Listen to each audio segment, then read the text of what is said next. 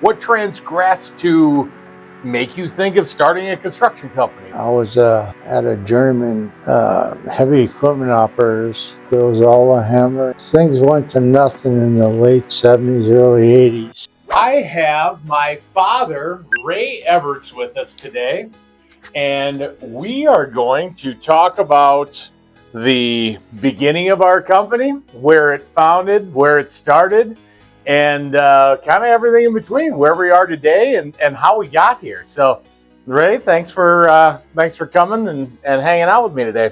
You bet. My pleasure. Let's talk about the beginning stages. What year are we in? When did you found Eberts Construction? I got licensed in 1974.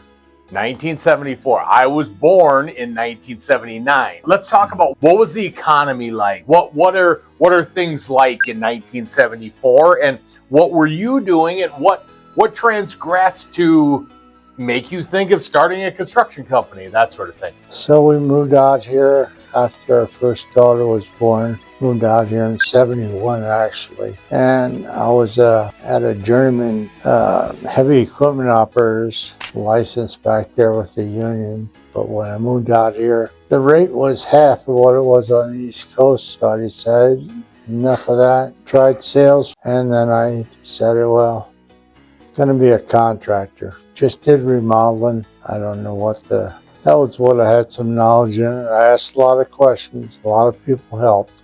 So in 1974, can I assume that there were no pneumatic tools, no air guns, things like that back then? That's correct. It was all a hammer. Approximately what time, like I'm assuming in the 80s, when did pneumatic tools start to become a thing? Things went to nothing in the late 70s, early 80s. And I went to North Dakota.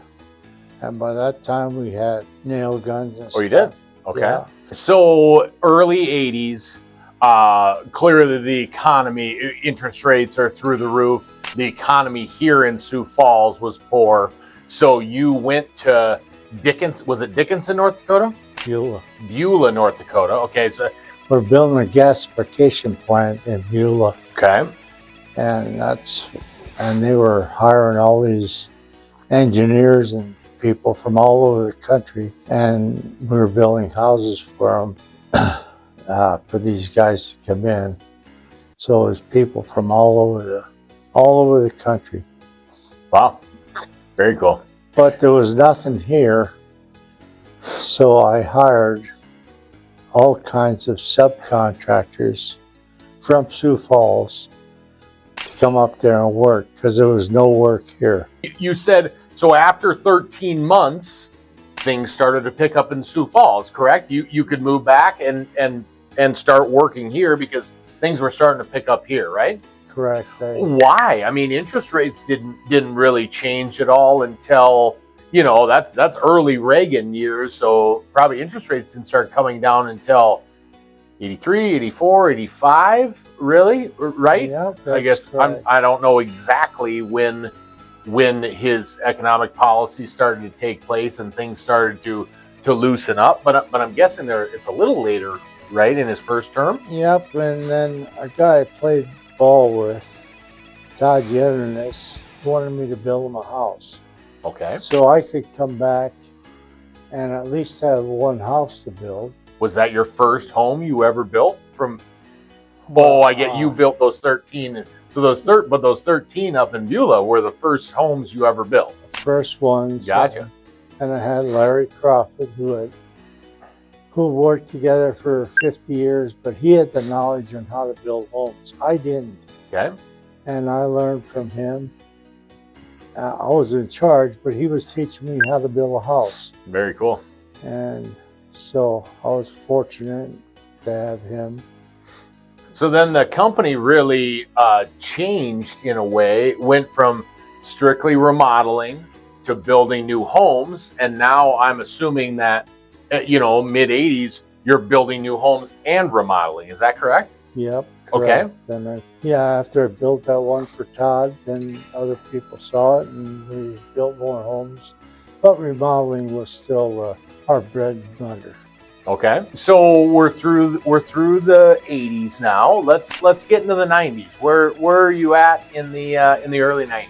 Or we're still remodeling and doing new homes, or have we shifted a little bit more towards mostly new homes at this point in time, or where do you feel like we're at in the process? Yeah, I was building homes, but I never gave up my remodeling because that's where I had knowledge in, and anybody can build a house. Sure. Okay, remodeling, you're gonna have to make judgments every day because you run into things that, You don't know. there's no plan for Sure. it. So you change, you adapt. Cool. So I felt that was my bread and butter always. So even though I built houses, that was the part that made you some bucks, that got you ahead. But it feels like at that point in time, this is me, like, going to high school, that sort of time frame. It feels like at that point in time, like you were more becoming an investor in your company as well, building more spec homes, things like that. Is that correct, or is that happening a little later? No, that happened about then. I had people that I remodeled for, Schneider's, and they came to an open house and they wanted me to build them a house. Okay. So I bought a couple lots, built their house. The neighbor across the street, they said, why don't you build us a house too? So I built a couple. And I guess when I back off of that, though, my first spec house was not just a small house. It was a fairly good sized house in the hundreds of thousands of dollars. At that time, if you got into 300,000-400,000, a big house in Sioux Falls, huh? A big house. Yeah. But I decided if I was going to build a spec house, it just wasn't going to be some starter home. Okay. I mean, that was probably stupid on my side. Who does something dumb like that? But anyway, it worked out. From there on, then people thought I built that type of houses, so people were getting me to build that price range house. Okay. And so I don't know, went from there. It just seemed like a boomerang. People just come to you then. You didn't have to. They come to your open house. Oh, build me a house. Sounds pretty simple, but guess what? That's what it was. Simple. Perfect. And then I had this young pipsqueak that hung around with me all the time, learning. I guess he was learning because he followed me around all the time and learning. And then if I can jump forward to, he told me he was a commodity broker. And he said, we're out of college now. We're at the end of my college career. Yeah, well, okay. Just throw that in. And he said, I'm not an office person. I'm an outdoor person. So want to come to work for you, or I'll go to work for some other contractor. I said, okay, if you dedicate to that, fine. But he made the assumption that he would have to wear a tool belt for a couple of years to learn how to do this stuff. And I'm informed him right now, I'm not looking for another carpenter. I'm looking for somebody to run the company. So, okay. Yeah, I mean, you spend some time with a belt on, but I got guys like Jason Murray that's been with me 30 years. There's a lot of people here that know how to do it. So, but in the year and a half, I did have a tool belt on. I learned a great deal about the trades and everything, and that it was invaluable knowledge to be able. You need to be able to speak the lingo, and speak the language to not only your customers but all your teammates and employees as well. So that was invaluable time in my life. You're right. That was not my love.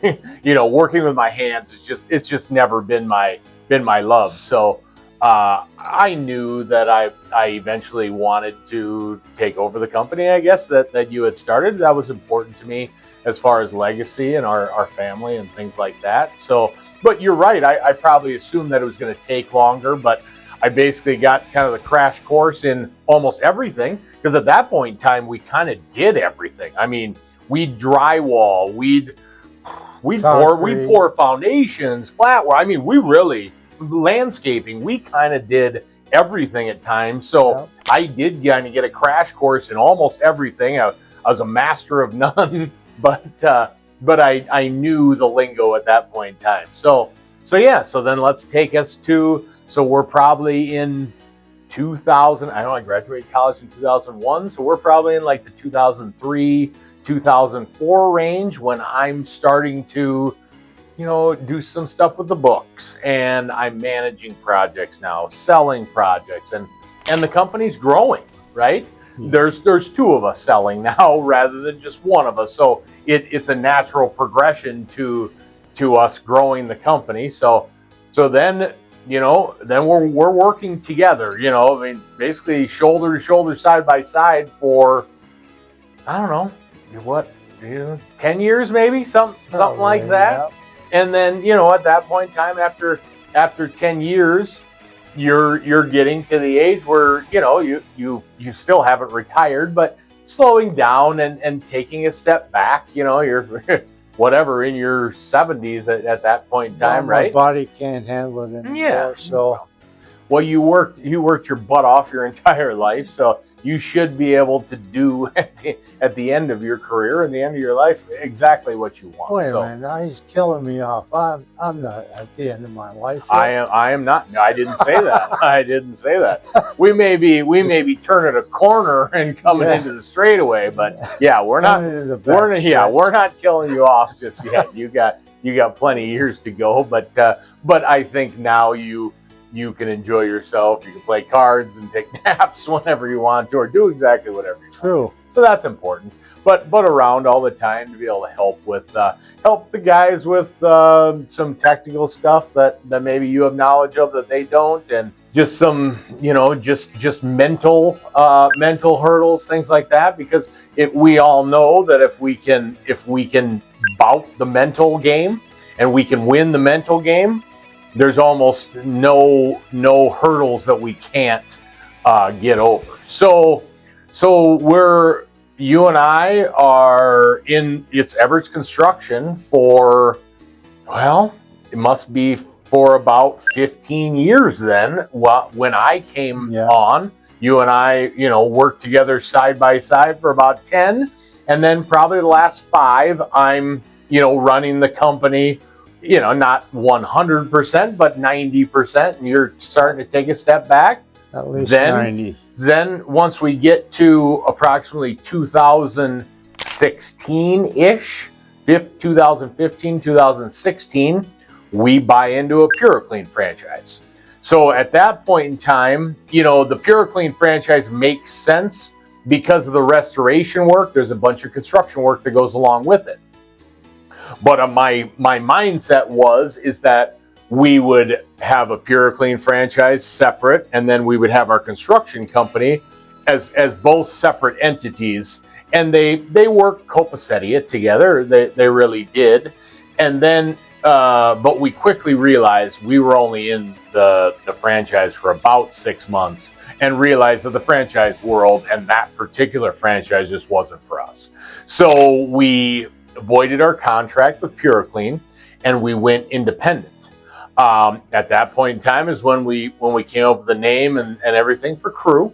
We still had Eberts Construction at that time. So probably only a year into starting Crew, maybe not even that, quickly realized that having 2 sets of books and not exact points of differentiation when the mitigation stopped and when the construction started, I decided to combine the 2 companies, and they will both be called Crew. So that point in time, the name changed, I guess. Eberts Construction was no longer a full viable entity anymore, but the mindset, the culture, the product, everything that we're putting out was the exact same. I mean, it had the same mindset and same conditions behind it. We wanted to provide for our customers. We wanted to provide the best possible product we could for our customers, communicate extremely well with our customers, and do all those same things that made Eberts Construction what it was, right? And I think you saw that. So yeah, and that was, but he was running everything. But you know, like an old man like me, you do it just pencil and paper, and next generation does it differently. It's just like him setting up the camera here. Yeah, guess what? I wouldn't have been able to do that. It doesn't get plugged in, so I couldn't manage it. But I guess I look at things in your life.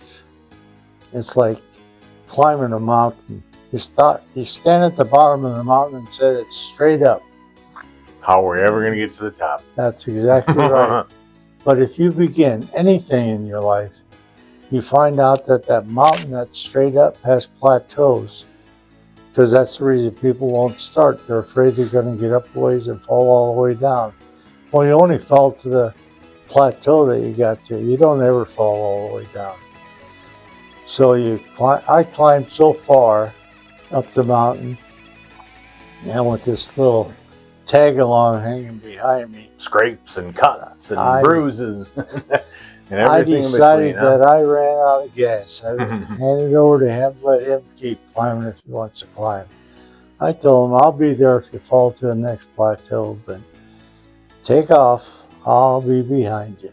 Yeah. People don't want to talk about that climb and the bumps and the bruises and the gashes and everything else that comes with it. But at the end of the day, we know a couple things.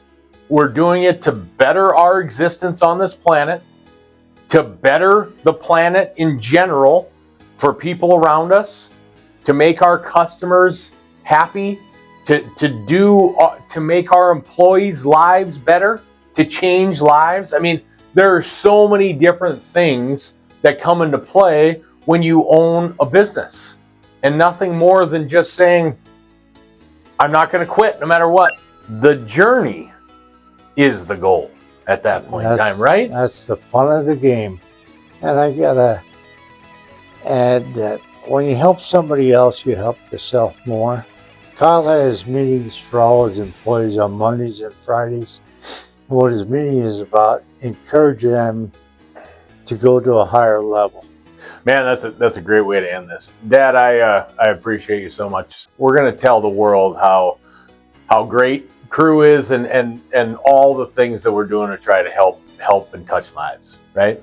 I appreciate it. Thank you for keeping me around. I appreciate it. Always, man.